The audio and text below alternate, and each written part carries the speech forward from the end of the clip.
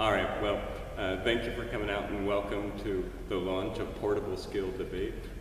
It's an idea that I've had for a long time to bring debate as it's practiced in high schools and middle schools and colleges around the country outside of the classroom and into a more public deliberative space. In the years past, I had sort of just thought of it as a fun idea that was sort of similar to trivia and would be a different thing that adults could do in order to have fun and in order to be social, and a way for debaters to continue their debate careers after middle school, high school, college debate ends for them. But very recently, I've started thinking that there's a real need to have a public that is engaged in productive disagreement and understands the value of debate and can contribute and can see how an argument is constructed and can evaluate.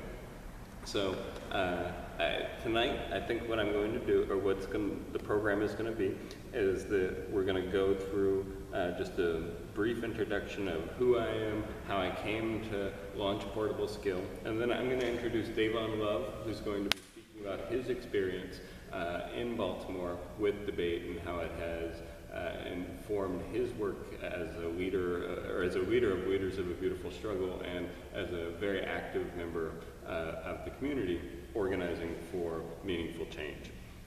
After Dayvon talks, then I'm going to go through a more detailed explanation of why I think that we need to redefine debate and to make it something that is not only fun and enticing to people, but has the rigor that debate requires. So, and then I'll go over the ways that Portable Skill is going to address that need and the services that we're going to be providing so that we can get the city of Baltimore engaged in more public debates about public policy and social change. And so we can not only be the city that reads, but we can also be the city that debates. So with that, I'm Andy Ellis. I've been involved in debate since I was in the 8th grade. I debated all through high school, I debated in college, and then I coached college debate for about a decade. And that took me all over the country. I debated in college here at Towson, and then I would coach debate at the University of Vermont, at Cal State Long Beach, at Marist, Vassar, and Bard in upstate New York, at the University of Wyoming, and finally back here at Towson University in Baltimore, at my alma mater. So in my time as a debate coach, I found that debate was like education, but with, as my friend Ben Crossan has said, the volume is turned down on the rest of education when you get involved in debate, because the rigorous amount of preparation and self-reflection that students do in that activity prepares them to address issues in a way that very few other students are prepared to do when they leave the academic setting. And that has proven results over time. And the term portable skill is actually used by debate folks to talk about the things that people learn in debate that can be taken outside of the realm of debate into the real world and applied there. And so I want to take that concept and build upon it so that we can have an organization here that supports people's debate. Now, I want to get to introducing Dayvon. So I moved back to Baltimore after a decade of coaching debate in 2005. And from the day that I got here, I have known Dayvon Love. He had just graduated high school when I first arrived, and my first role when I got back here was to be an instructor at the summer debate camp that the Baltimore Urban Debate League put on. Dayvon was my lab assistant and was literally my first introduction to Baltimore debate, the first person that I really knew from here who was a great debater. I could see during those 2 weeks that not only was Dayvon a great debater, he had won the scholarship in order to attend Towson that year, but he was also a really powerful agent of change and leadership. And I noted that from the beginning and was super excited to be able to work with him while he was at Towson as a debater. So I coached Dayvon at Towson for probably 3 of the 4 years that he was a debater there. And it changed. It's the most important educational interaction I've had in my life, because what Dayvon showed me was that a model of debate where students from Baltimore were simply, where success was defined as getting into college and then competitive success was not as important, was not acceptable to Dayvon, his friends, and other students who he thought were coming after them. Now, that doesn't mean that for those students it wasn't okay, but that there had to be more options available. If we were going to bring people into an activity into a competitive activity, then they should be able to win that competitive activity. And from very early on, Dayvon emphasized this, and we sort of formed a bond about agreeing that we were going to work toward that goal. And in 2008, in what was probably the most miraculous college sporting news ever, right? Dayvon and his partner Devin Cooper, who had been debating all year but who had not made it to the elimination rounds of any major national tournament, did go to the national debate or the CETA National Debate Championship, and they made it to the elimination rounds. We were really excited. It was the first time all year that it had happened. And in 2 magical days, Dayvon and Devin transformed the world of college debate and high school debate, and we're still seeing the lasting effects of that transformation on the city of Baltimore. They won the national championship. The sports equivalent of this would be if a team won their conference tournament in order to get into the NCAA, and then not only won their first round game, but actually won the tournament. They had been great competitors all year, but nobody would have suspected that they would win. But in winning, they captured everybody's attention for some very important arguments, and the effects of that are still being felt, and it'll be a long time before we fully understand the implications that those 4 days in March of 2008 had. And so since then, I've gone from being Dayvon's teacher and coach to being Dayvon's friend. And it's one of the more valuable friendships that I've had. And I'm excited to have him here tonight to speak about his experience with debate and how it's helped prepare him for what he does now. Yeah. Well, this is cool. This is interesting, and I'll talk about it in 2 parts in terms of, just the impact that debate has, and I think its utility.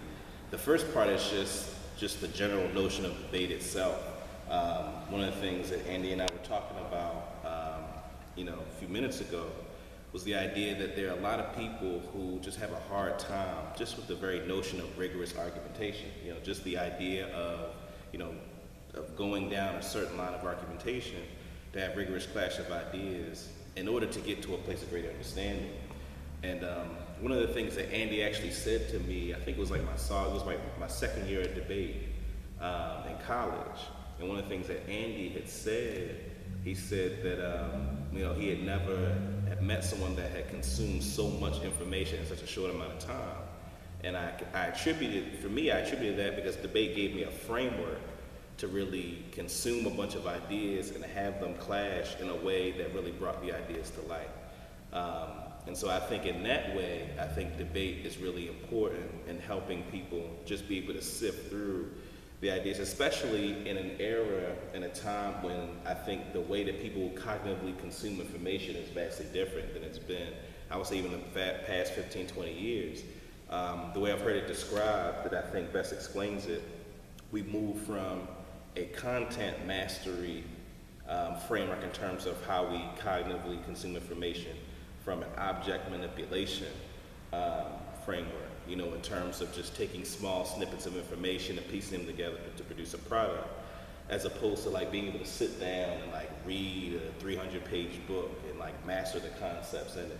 And so I think one of the things one of the things I attribute my success in debate was to the former skill of just deep, you know, critical thinking and analysis. And I think the best way that you get that is through debate, just as an intellectual exercise. So that's why, you know, I'm excited about the project, the Portable Skills Debate Project, because I think that's something that more people should experience.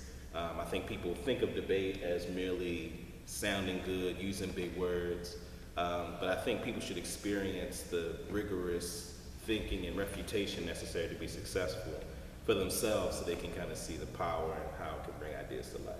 And then the second piece, as it relates to the advocacy part, you know, how debate kind of has helped me navigate that stuff. You know, the debates that I participated in as a competitor really helped me to navigate ideas in real time that I don't think any other activity could have prepared me to do. What I mean by that, and you know, I'll give an example, is that you know, the thing about debate is you're supposed to compare different claims and provide evidentiary support. You know, that's the beauty of policy debate. And so one of the things that it led me to was really deep, rigorous reading and surveying all the potential evidentiary support for certain ideas. And so one of the things that helped me do is that helped me understand how even where people get their information affects the possibility of ideas they could even have. You know, so part of our criticism in debate was that the inventory of ideas in policy debate were so limited that it created conceptual blind spots for the participants at the highest levels, so there were things they couldn't see. And, you know, and so seeing that in real time at the highest levels of the activity, and then going out into the advocacy world and going into politics, you see that same, you know, that people are inhibited in that same way, in the sense that, you know, there's just such a constricted intellectual imagination that has a lot to do with the fact that people just aren't exposed to that level of clash of ideas, particularly on, you know, issues of racism and white supremacy, structural violence, and stuff. You know, those are things that most folks don't explore in any concrete, substantive way, because most folks aren't taught to seek the evidentiary support that they would need to substantiate those kinds of claims. So it's been very helpful, I think, in our success as an organization using debate as a framework, because we've been able to bring up really difficult topics. You know, people aren't comfortable talking about racism, talking about, you know, inequality. You know, folks aren't comfortable about a lot of those conversations. But we've been able to lead with those conversations because just having a superior level of rigor in the argumentation and a level of evidentiary support that make it difficult for people to be able to have a reasonable response to the contrary. And so, so I think this project, lends itself to more people having the experience of being able to explore ideas in that way. And I think it would mutually benefit other kinds of advocacy in making sure they're able to get their point across. Yeah, and I think that one of the important things that I want to emphasize is that a lot of these skills are not only learned when you're a national champion debater like Dayvon, right? We have folks in the crowd who have taught debate to people who have never learned it and have benefited from one or two debates. And for anybody, learning the basic set of skills, learning the basic set of tools, and learning even the basic kind of comparative rigor that Dayvon is talking about is actually really beneficial. I run into people all the time at my job who will say, wow, this debate stuff sounds really cool. I wish I had the opportunity to do it in high school or college, right? And one of the spaces that we're trying to fill in is that a lot of people in high school or college didn't realize they wanted to do it, even if the option was available to them. Or the team wasn't socially to their liking or something like that. So what you ended up with is folks who could have benefited from who will never really have the opportunity to engage in a debate, especially a structured one that is formatted and gives them the space to develop those skills. If somebody does engage in a debate, they're more likely actually engaging in an argument or a disagreement or a discussion. But I don't want people to think that the benefits only come from those who win national championships, right? Great benefits do come from that, and those benefits go well beyond that person. But everybody can benefit from simply learning a basic framework of comparison and of understanding and of delving into claims that people make and seeing where that stuff comes from. And that's what excites me about this, is the ability to sort of take that basic teaching that all of us have, that many of us have done, and expand it beyond the classroom into the city and into the public. Are there any questions for Dayvon on any of the stuff that he was talking about? I have a question. Yeah. So can you give some examples of, some of the types of people or types of discussions that are going on in the city that you feel like might benefit specifically from having a debate program like this?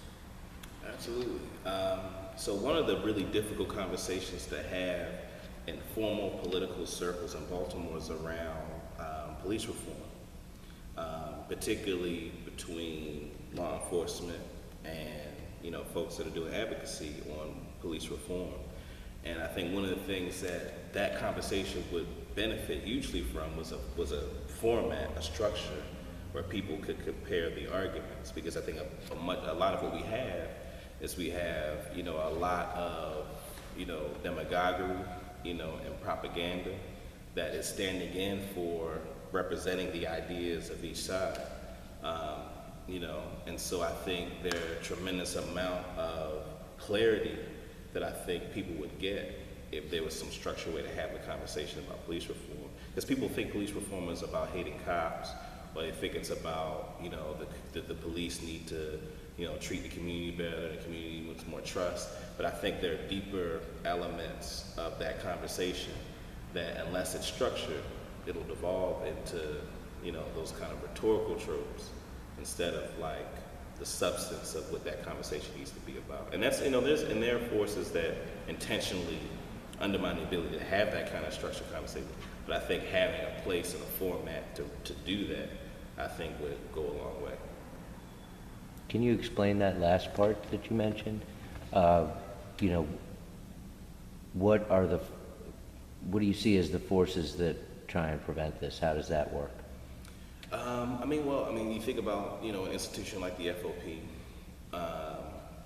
that is, openly against police reform. They effectively use tactics to try to mystify, much of the procedures in terms of law enforcement and, the things that people are asking to be reformed. And they benefit from structured dialogue and argumentation, where they're forced to be accountable to the things that they say, or forced to be accountable to people posing certain questions on things that they're putting out there to the public. And so I think having a place to do that, I think would create a context where they would be forced to provide greater clarity. And it's not just the FOP. There are a bunch of, interest groups that, they use the fact that that platform doesn't exist for the purpose of not having to be accountable to what they put out there. And so it creates this opportunity for them to use rhetoric. And people believe it because there's no, like I said, they have no opportunity to hear the arguments clash to make an informed opinion. Mm-hmm. And can you think of an example, or can you think of any, I'm sorry, does that answer the question? Yeah. Can you think of any examples where there is actually rigorous clash that's available to the broader public? Not really. The only places that you get some of that is in the academy. Mm-hmm. But that's such an insular world, and a lot of times very esoteric and meaningless conversations are being had amongst folks that are speaking kind of their own kind of common language. But if you're an academic and you're in those contexts, I think people appreciate how valuable it is that there is a platform for them to have those disagreements, and it produces new ideas, new fields of study, you know. Yeah, I mean, and I think that part is, I think that I really liked your answer on that, because I think that our political space is largely without effective disagreement, right? And without effective engagement. And I think that most policy leaders don't have any incentive to stand up, present their ideas, and allow them to be open to full challenge where they would have to defend them, because it's pretty much easier to sort of speak to the crowd that you want to speak to, right? And to try to pick up other support at the same time. And I think that one of the things that happens there is that debate is a concept that to everybody sort of invokes First Amendment, invokes democracy, invokes clash of ideas, and it's sort of a venerated idea, but a ill-defined term and concept in public life, right? And so some definitions that I found for what debate is, I think capture parts of it, but not really actually what you're talking about and what we're talking about here. One definition is a formal discussion on a particular topic in which opposing arguments are put forward. That one is okay. And a second one is an argument about a particular subject, especially one in which many people are involved. The third is to argue about a subject, especially in a formal manner. And the fourth is to discuss something with people whose opinions are different than yours. Now, I think that a lot of times the fourth one is really what stands in as debate. I think that if we watch television news, people are going to say that they're going to have a debate, and what they're going to do is they're going to put a panel on the screen of people who have differing ideas, and there's going to be very little interaction between the two of them. If there is interaction between the two of them, there's no necessity for it to be about the crux of each other's arguments, but oftentimes it will focus on a side point or trying to get that person to make a concession to a certain thing. Now, I think that the other definitions that I read are closer because they do have several of the components of what I think defines a debate. It is a formal discussion. It does have a format. It does have a structure. I think one difference between a debate and a disagreement is that it is formal, it is structured, and it ends, right? We can have a disagreement forever about whether LeBron or Michael Jordan is the best basketball player ever, but that's not a debate, right? That's a discussion, a disagreement. It's not formal, it's not structured, and it doesn't end. Now, one of the things that I think all of these definitions are lacking and that I want to help redefine is the notion of there being a decision, of there being a winner and a loser in the debate. Now, a lot of times people want to shy away from competition. Nobody wants to be told that they lost something. And so we create these forums in which people are largely able to just say what they want without any consequences, without any evaluation. I think that a debate needs to have a decision at the end of it, and that somebody, whether it be a judge or an audience, needs to come to a conclusion about what they think happened in the course of that discussion. Without that, I think that what you get is fans, you basically get fandom. You get an audience that will say, regardless of arguments made in a discussion or in a forum, who will sort of side with the side that they like, because there's nothing compelling them to make a decision. I think this is a problem with political debates that we see. So when you have a political debate, when you have a presidential candidates debating each other, you do sometimes have a structure. Sometimes there's a few agreed upon topics, but really it's more of a round table question asking forum. But you lack a decision at the end of it, which means that nobody has to think about how the arguments interacted, how they interplayed, and there's really no consequences argumentatively for the people who are engaging in it. So my definition of a debate is a formal structured argument about a designated topic in which a winner or loser are chosen by a judge or an audience. So you have to have a format for the debate that's agreed upon. You have to have a structure and a topic that are agreed upon. And then you do have to have an end to it. Without an end to it, we'll just keep discussing forever. Now, Dayvon and I could have a debate. He would win probably. And at the end of it, we could keep discussing, but the debate would end when the decision was made. And I think that that's an element that's really lacking in a lot of our discussions about it. So portable skill debates, all debates that take place under the portable skill banner will have those things. They'll have a format, and on the website we've listed the format. It's very similar to a policy debate format, in which there are two teams of two people debating about a shared resolution. We will have judges and decisions for debates, and I think an important part of that is making sure that we train decision makers, not just message drivers, to be accountable for things too. To be able to sit at the end of a debate between four people and say, here's why I think this person did good and this person did good too, but lost on this point, I think is a valuable thing, and it's going to be something that we emphasize in all of what we do. So part of the reason for that is because I think that debate has gotten a bad name, and I think it's gotten a bad name in one of two ways. One way is the sort of, we see it on television news, these people are yelling at each other. This is not a debate, this is not productive, it's not hashing out any issues. It's just them loudly declaring their platform to one another, right? The other one is where debate is regarded as something of a sophistry. Where people are just playing with arguments because those arguments are fun and they're interesting. And it's almost as if debate, and that conception of it, is like Magic the Gathering, where if I can play the right card at the right time, then I'm going to win, regardless of the substance of that concept. And so the former one, I think we've all seen a lot of on TV news, political debates, round tables that bill themselves as debates and things like that. The latter I see a lot of on social media.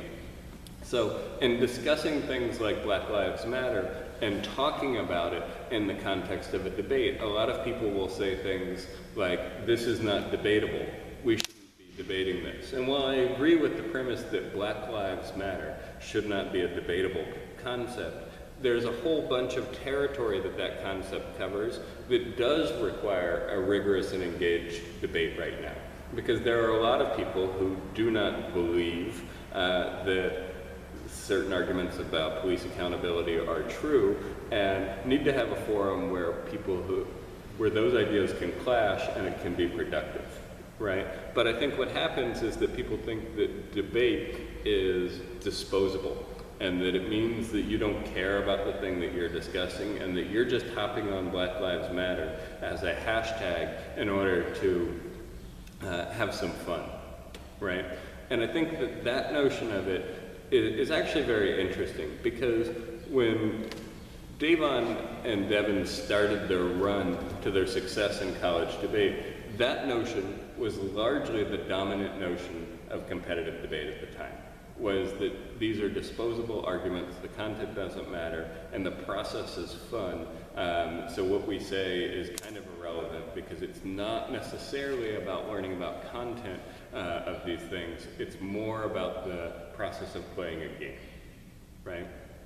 And so what's interesting to me about that is that the folks who say, don't bring the debate stuff to a discussion about Black Lives Matter, are not wrong, because the conception of the definition of debate as a meaningless, vacuous way for people to have fun yelling at each other, right, is not productive in the process of bringing about social change, or in the process of educating people about why you want to bring about social change. But we can redefine that. Dayvon and Devin and a whole bunch of other Baltimore debaters and a whole bunch of other debaters from around the country have redefined that in competitive debate, right? It's very difficult to get away with in many debates at this point, playing it like a game of Magic the Gathering. And that redefinition has led to new scholarship, new literature, new ideas being explored, and has unveiled some of the blind spots that Dayvon was talking about, and has started to fill them in with some light and with some ability to think about critically those issues. So I think that right now it's especially important, and right here it's especially important in Baltimore, to have engaged discussions about the future of our city as it relates to policing, or as it relates to education, or as it relates to housing, or as it relates to food, and which people can effectively disagree with each other in order to produce something that is better than what they started with, right? I think that we have a culture in this city, because of the success of the Urban Debate League and because of the advocacy of LBS, that allows Baltimore to be a place that will listen to debate, that will be interested in exploring that concept, and will be interested in participating in it. And I think that if we can figure it out here, if we can figure out how to get our political leaders and our thought leaders and the people driving the message to engage in a process in which they're willing to submit themselves to criticism and then defend themselves, not themselves, their arguments, right? That we can actually really increase not only the engagement of the electorate in politics, but that we can have a new kind of political climate and political context in which people are actually willing to debate in a structured format the things that they disagree about. I also think that within movements, disagreement is too often pushed to the background, right?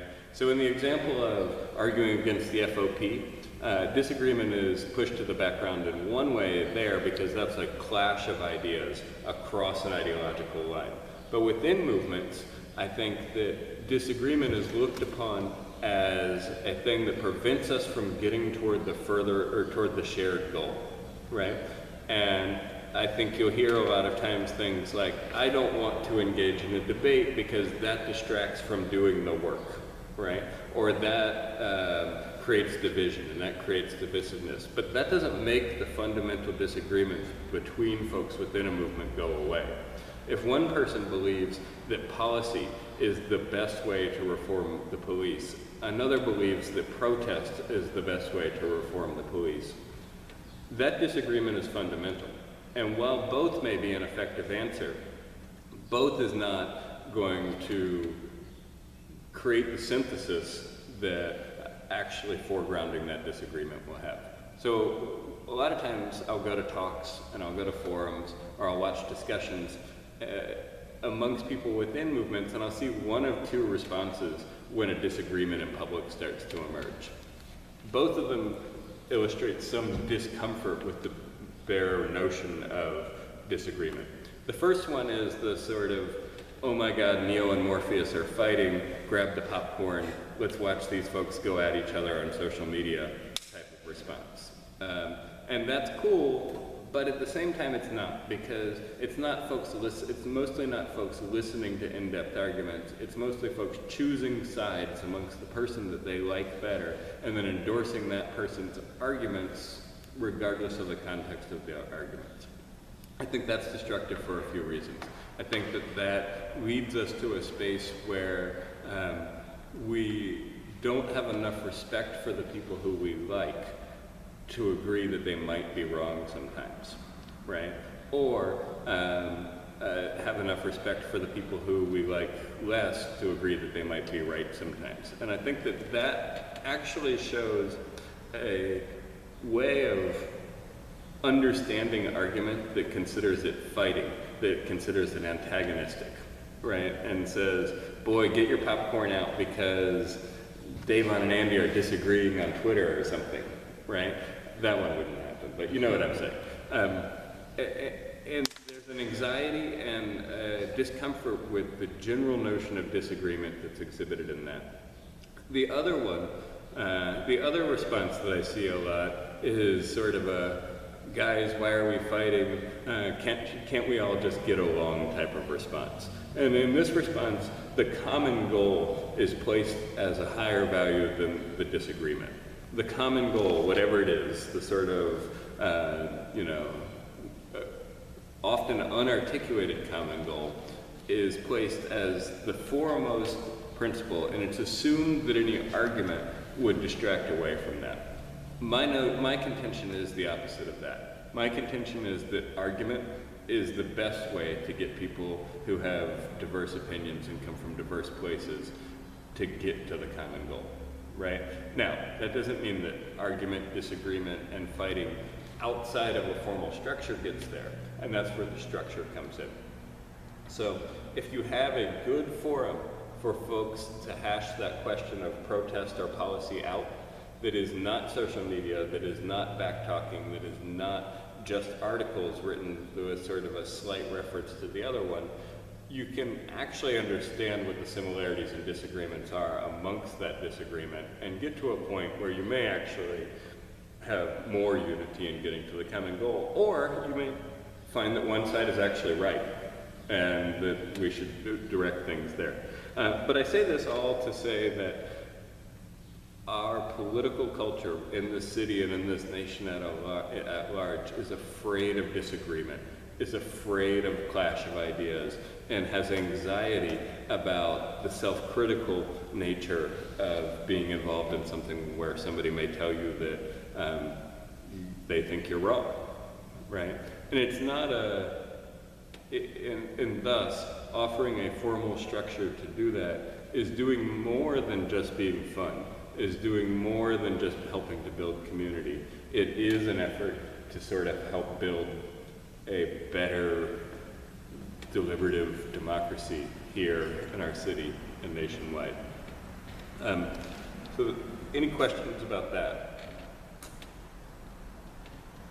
Okay, now let's talk about how I'm going to do it and how Portable Skills is going to achieve these goals. Because the important part is as much the theory as it is the practice. So we are going to have a few different components of our programming. One of them is going to be public debates.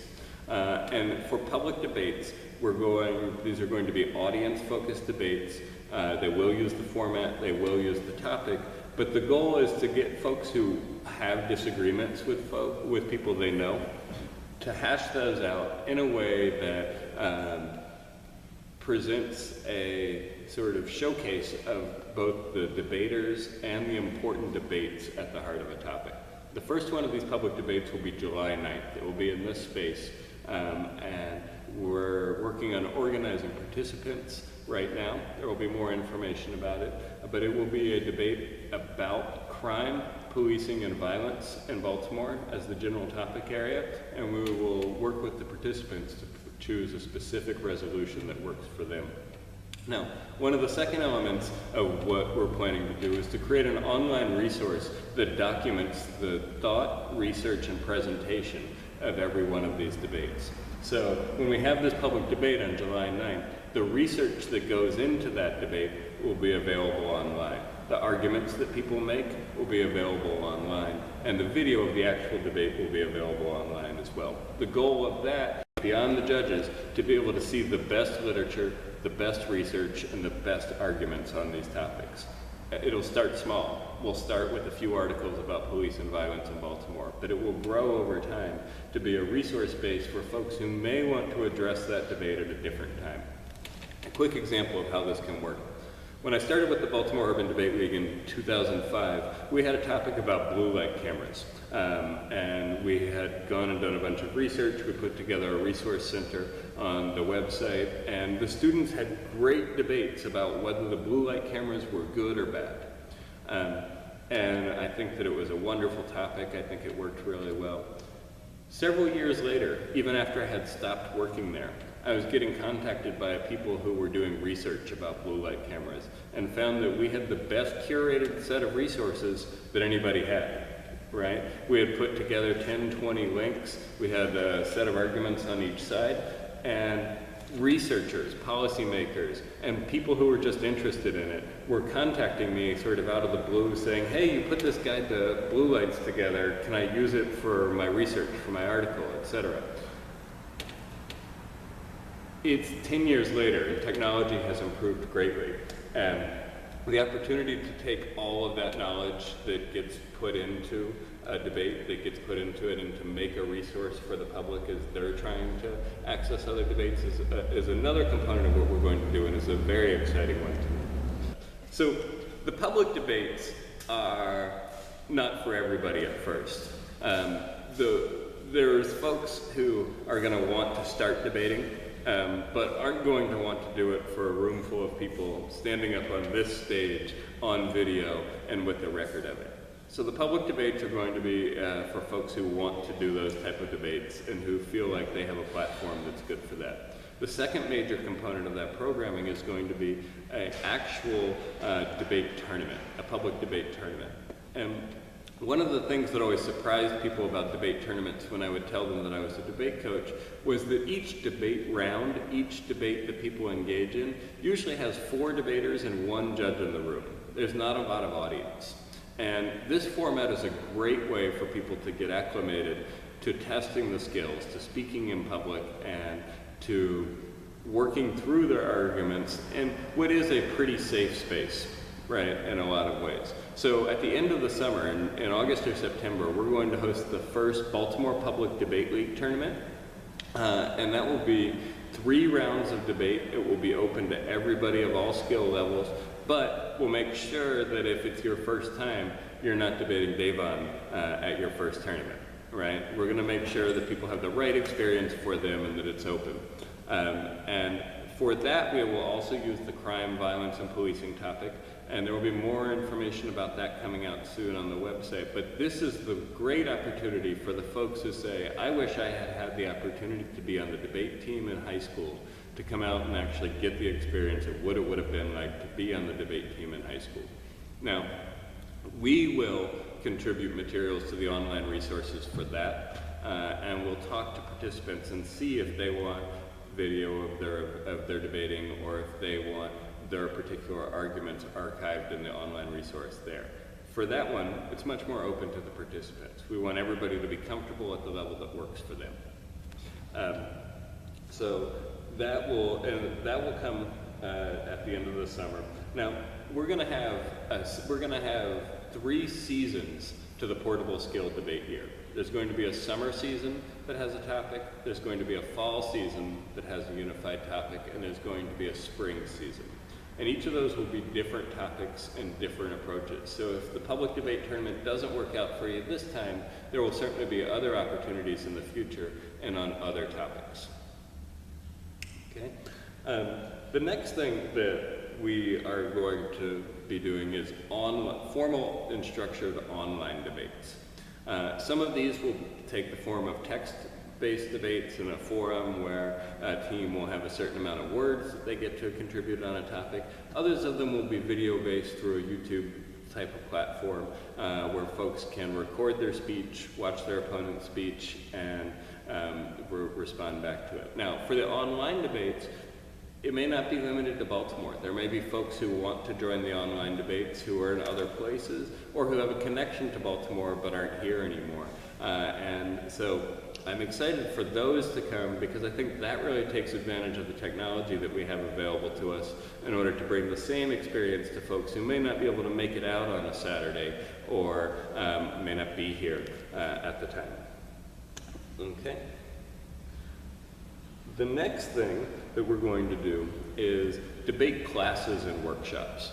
So one of my favorite parts about coaching debate was teaching people who had not debated before the basics of debate. You know, what is all this stuff that we're talking about, right? Before you ever get to the advanced stuff that we're talking about here, which I think is very interesting, how does an argument work? How does a claim and a warrant work? And so we're going to be doing in-person workshops, we're going to be doing online classes, and we're going to be doing a variety of debate education stuff so that everybody who wants to get involved has the opportunity to do so. The first of these will be a 4-week online class that will be rolling out in July. Where I'm really excited to get the opportunity to teach debate again and to have the sort of wonderful experience of seeing somebody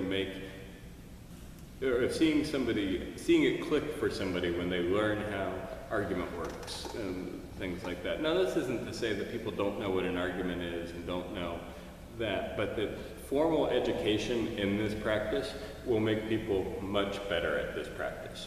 And I think is actually really fun for people, and I think contributes to a lot of other things. There's not a week that goes by without somebody at my job, which has nothing to do with debate, commenting on the way that debate skill seems to be very useful in the workplace. It helps to resolve issues, it helps to seek better solutions, it helps to get to the crux of issues. It's a great skill to have, and even if you have a 4-week class in it, it's going to help you with a lot of things that you do. Now, in addition to that, I mentioned that there need to be decisions, that there need to be competition. So we have to train judges to judge debates. Listening to a set of arguments and only making a decision based on what occurred within the course of that debate is not an easy thing, is not a terribly easy thing to do. It takes some of the same debate knowledge that the debaters are getting, and it takes a way of thinking that makes your mind open to the possibility that you may vote for something that you personally don't agree with, but that in the course of this debate round seemed to be the better argument. So we'll be doing judge trainings. Those will be in person and online. And one of the great benefits of portable skill training a set of judges, and it may not happen at first, but there's a lot of debate in Baltimore between the Baltimore Urban Debate League and the colleges and the various places where people are engaging in competitive debate. They all need judges too at different times. So creating a larger core of people within the city who know how to judge debates will contribute to the existing debate infrastructure by making a larger pool of people available to help students evaluate their arguments. And we're not doing it for that. That's a side benefit that comes from training a large core of people to be debate judges. Okay? We also will be having a reading group. So, book clubs are often a really good way to get together with a group of people and to discuss a certain text, figure out what's going on with it, and to share and understand other people's perspectives. So again, starting in July, we'll be launching the Baltimore Debate Reading Group. And the Baltimore Debate Reading Group will focus on stuff that talks about debate theory, practice, and history, as well as things relevant to the current topic open for discussion, right? And some of this will occur online, some of it will occur in person. And we'll get information up on the website, which is portableskill.com, in order to make sure that everybody who wants to participate in that has the access to what they need. Then there's a whole bunch of things that we're going to do that are non-debate related. We're going to have podcasts, we're going to have a blog. They may be debate related, but they won't actually be a formal, structured, formatted debate. So we'll try to bring people on, for example, who are in the public debate on July 9th on a podcast the week after that, so that people who may have watched the debate can ask their questions, so that we can rehash it, so that we can discuss the synthesis and arguments that occurred. All of this will be available up on the website, portableskill.com, and you can see it there. I think that there may be other things that come about it, but in 15 years as a debate coach and as a debate organizer, those components, public debates, online debates, competitive debate tournaments, shared resources, shared reading, and debate learning are all things that I think will largely help spur a community of people to become open and acclimated to engaging in argument and disagreement. We may not have to turn people away for the debate classes right now, but we want to get to a place where there are people interested in learning debate who either know it or who want to learn more about it and are willing to engage in it about questions related to Baltimore. And I think the package of services that we have together is a really good way to get started with that.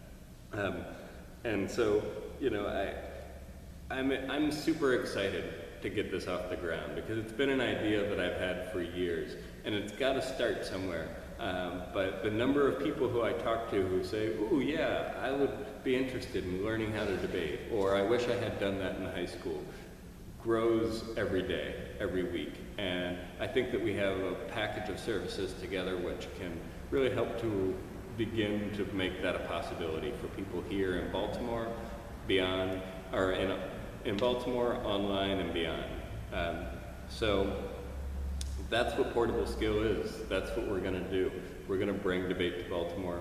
We're going to do it through a variety of services. We want you to be involved. I was always a much better debate coach than I was a debater, and I'm excited to see other people here in Baltimore, not just students, surpass me. I think it's the greatest feeling that a teacher or a coach can have, to see somebody who they've taught a skill to do it much better than they do it, right? I love that feeling, and I'm eager to have it happen again.